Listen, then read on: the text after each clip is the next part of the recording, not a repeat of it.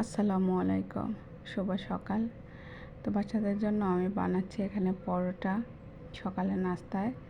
তো প্রথমে আমি আটা নিয়ে নিয়েছি।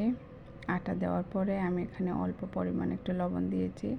লবণ দিয়ে তারপর দিয়েছি আমি অল্প একটু তেল দিয়ে আমি কুসুম গরম পানি দিয়ে দিয়েছি।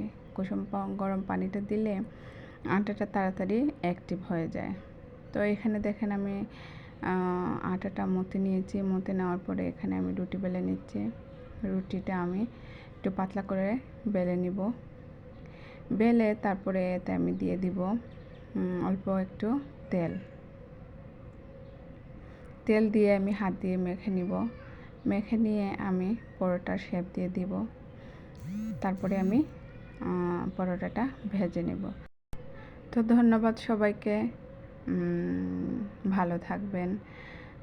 সবাইকে অনেক অনেক শুভেচ্ছা। আমার পাশে থাকবেন।